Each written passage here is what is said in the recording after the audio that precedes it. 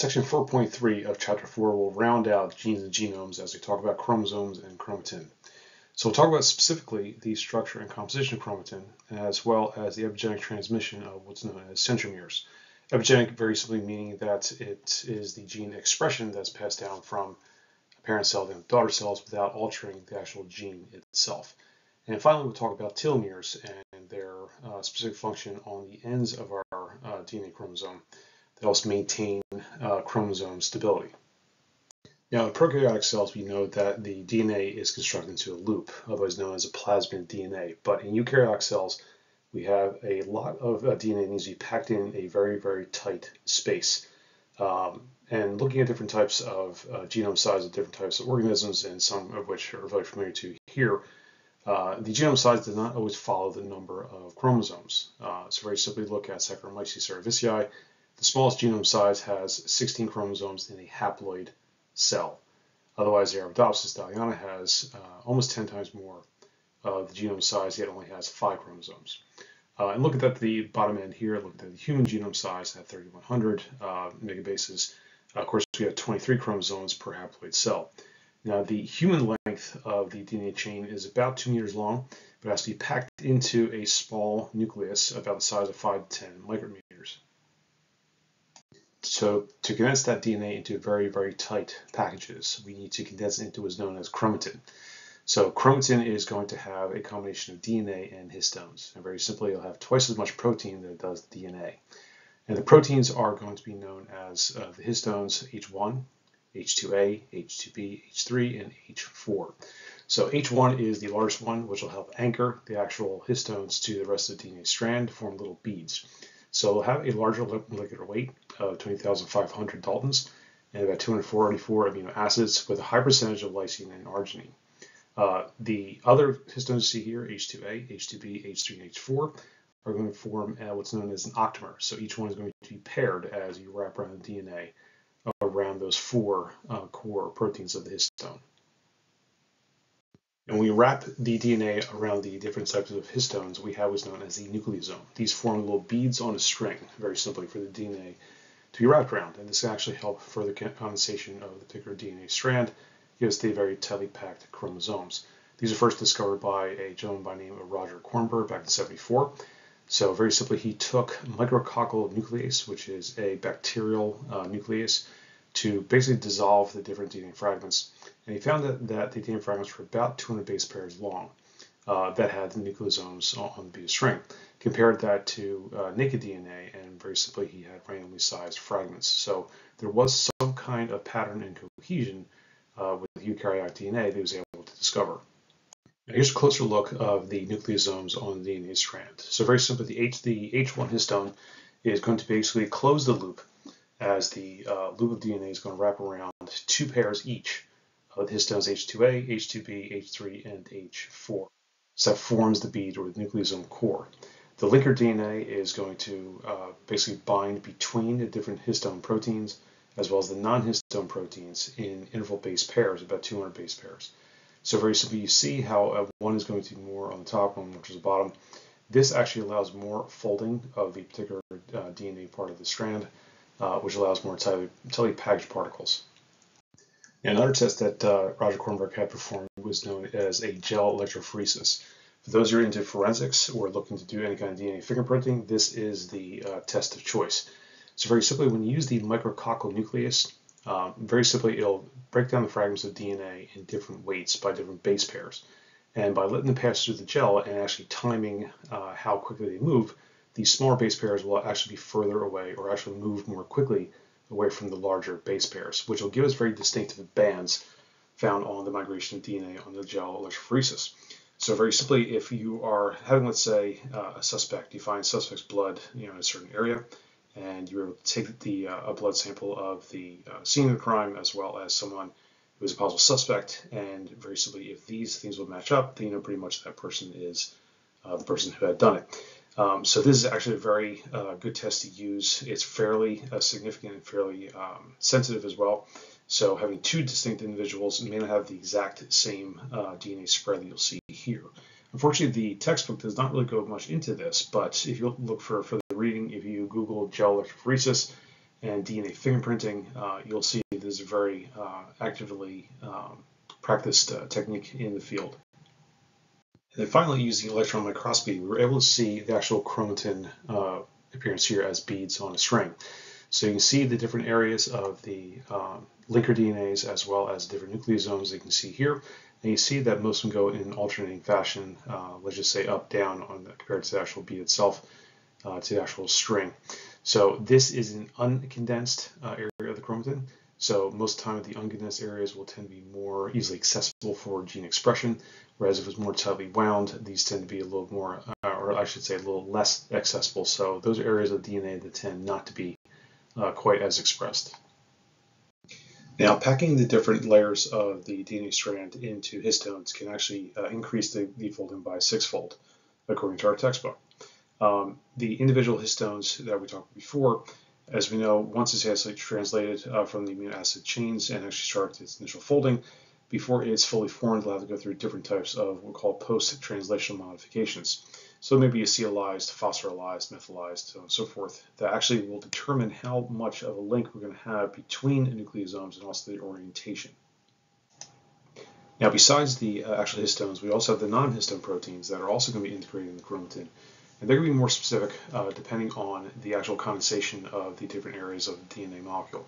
So very simply, there are going to be sometimes histone proteins that will have more tightly packed areas of nucleosomes and linker proteins as opposed to some other ones.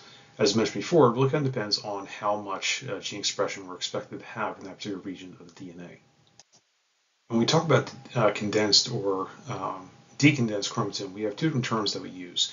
So for areas that are fairly well condensed and therefore more inaccessible for gene expression, these are what's known as heterochromatin.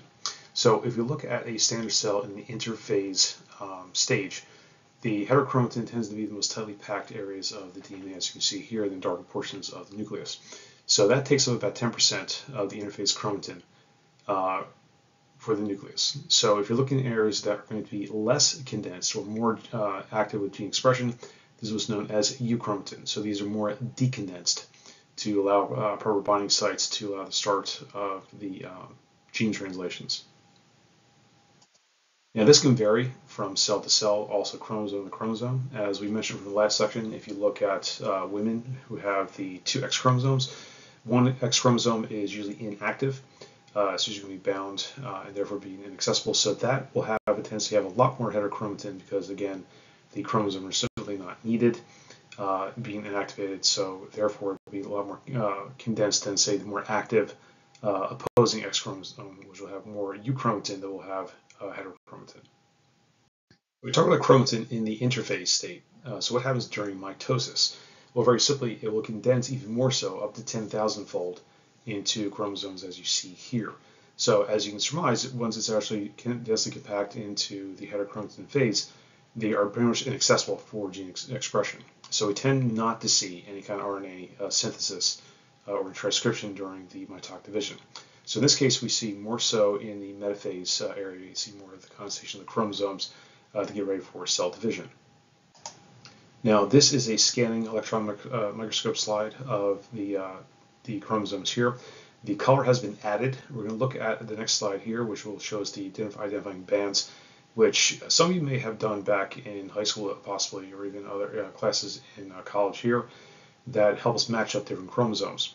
The identifying light and dark bands help us determine which chromosome are which, and also gives us an idea of where the different genes will be located. So this also has been very important to connect us on the evolutionary tree to the rest of the great apes. Now, fortunately, we have the condensation of the chromosomes at this stage in the metaphase portion of mitotic division. You can actually see these under a light microscope. So as you can see here, and you might have done this again back in high school or college, you can actually make a photograph of this and actually cut the different chromosomes in pieces and basically line them up and line up all 23 chromosomes together.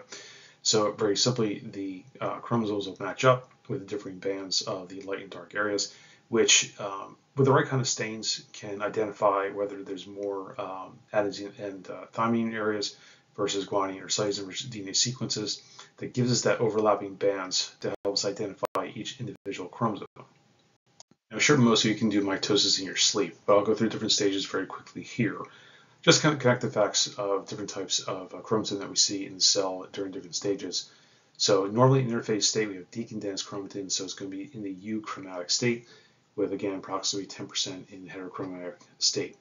Once it gets into prophase, we start having condensation into the chromosomes. So again, it's going to be in the heterochromatic state, so it's going to be inaccessible for gene expression. It'll move to the center of the cell. You'll start seeing the nuclear envelope start to dissolve. And then once you get into metaphase, you get the metaphase plate, where the sister chromatids, which will be identical from one side to the other, will be connected by what's known as the centromere, which will lock onto the spindle fibers that will be pulled apart at the centrosomes at poles along the particular cell. So you'll see again that the chromosomes will line up in the metaphase plate, and sister chromatids will get pulled apart. And during the anaphase stage, the sister chromatids will separate and move the opposing poles on the particular cell. And then in telophase state, you'll start to get the cytokinesis and start having the nuclear membrane start to reform. And then you're left with two daughter cells with the identical DNA chromosomes from the original parent cell. Here's a closer look of a metaphase chromosome, and we know it's metaphase because it has not separated yet. You have two identical sister chromatids on both ends. You have the centromere dead center. This is where the actual chromosome will split. It's going to be attached to the kinetochore as it attaches to the spindle fibers, which will be comprised of microtubules. So these are special proteins that form the kinetochore. So this is not part of the DNA complex itself. It's actually a portion of the microtubules and the centrosomes. Now, the special proteins that make up the kinetochore will also be bound to the centromeric DNA. So the centromeric DNA will be in that middle portion there, getting ready to split into the two individual sister chromatids. Now, centromeric DNA sequences across different species can have the same basic structure, but have different lengths. So we go back to our yeast, the S. cerevisiae. Very simply, has two short conserved sequences, which are known as CDEs. So in this case, we have CD1 and CDE3. They tend to be very rich in adenine and thymine, as you can see under CDE2. Now, what you can see on the CDE1, you see the PU, TCA. So the PU can also have either adenine or guanine in those particular areas, so they're purines. So you see the same thing on the opposite side under CDE3. You see different X's and Y's. And those can pretty much be, for the X's can be either adenine or thymine, and the Y's can be almost any base. So the CDE2 will be more basic with a lot of adenine and thymine, whereas CDE1 and CDE3 can have a little bit more variation under the yeast centromeres. Now conversely, the Drosophila melanogaster can have two cell areas here, predominantly by the adenine and thymine repeated sequences, capped by non-repetitive DNA.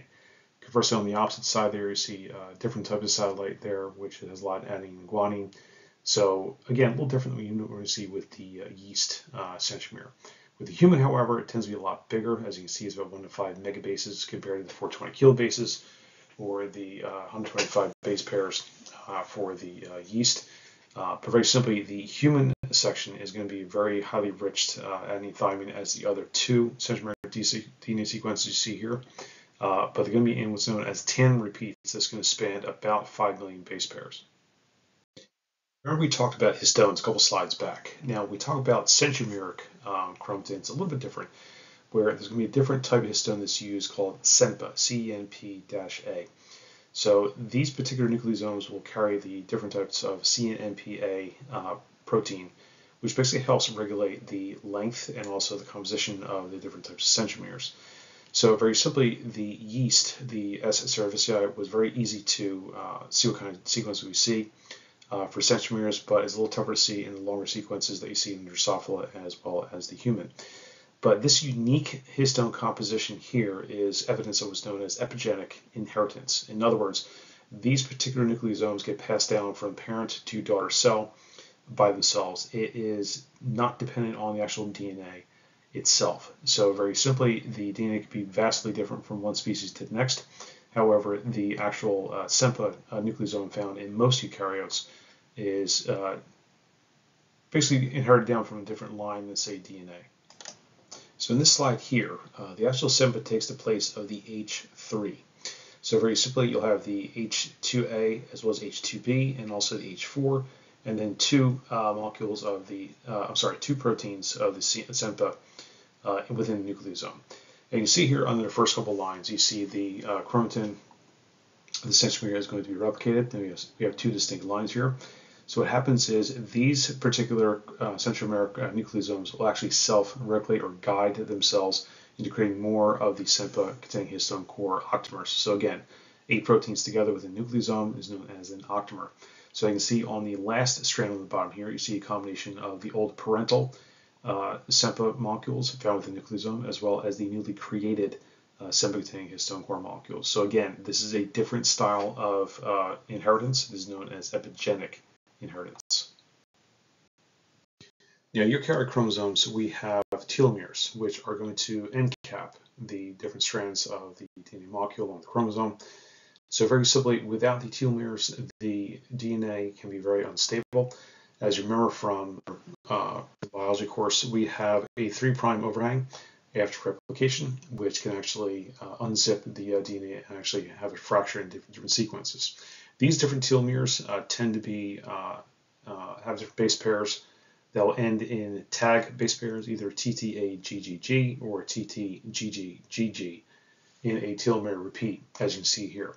So very simply, these different types of proteins, known as shelterin, can function as a telomere, which creates a loop on the end, effectively tying off the end of the DNA strand. This is demonstrated in experiments using a protozoan known as Tetrahymena, which has a plasma DNA. So it's a prokaryotic cell. When they added telomeres to this particular plasma DNA, they noticed when it's mitotic division, it would actually start to replicate as linear chromosome-like molecules that we find in yeasts. So this demonstrates the stability that telomeres offer to the single strand or the double strand long-length linear DNA molecules. So the specific telomere that you see here uses the protein known as shelterin, which basically helps protect the terminus of the DNA strand. Now, telomeres both work for us and also work against us. So telomeres protect the longevity of the DNA molecule. Very simply helps out with capping the molecules, because what happens is without the telomeres, different types of replication at the end, either at the start or at the terminus of the DNA, cannot always initiate synthesis. So this has been helped by what's known as telomerase, which is a reverse transcriptase type of protein or enzyme that basically will help restore and replicate the telomeric DNA sequences. Now, this again basically helps out with cell longevity. So basically this helps a cell maintain its particular state. But also when it starts to run amok, let's say in a cancer cell, we see a almost like an overproduction of telomeres to create almost an immortal style cell that is protecting itself from degradation. So conversely, with the structures of telomeres or the telomerase, there's different types of cancer style medicines and treatments that are actually going to attack the telomerase to help destroy the cancer cells and therefore decrease its longevity. So here we see a slide using the fluorescent dyes to basically mark two distinct sections. We're using the fluorescent, which is going to be the yellow dye, to mark a special structure on the ends of each one of the chromosomes through here, as well as the red dye known as propydium iodide to actually stain all of the DNA. So glance at these. If you notice they're on the ends of different types of chromosomes, what would you expect the yellow dye to be marked with? So very simply, these are the telomeres that you see on the ends of the chromosomes. So in this particular experiment, they were comparing this to the protozoan telomeres that were formed from the previous experiment done, just to mark to see how well telomeres are going to be passed down from one generation to the next, as well as from one species to the other. So as you can imagine, because of the telomeres' activity to stabilize the particular DNA, obviously the ability to pass DNA from one cell to the next, from one parent cell down to daughter cell, the telomeres, of course, with them being attacked and keeping the DNA intact as well, can be passed down very easily. So you can see through here also that you can actually start to match up some of the chromosomes with a little time and patience by the telomere location very simply.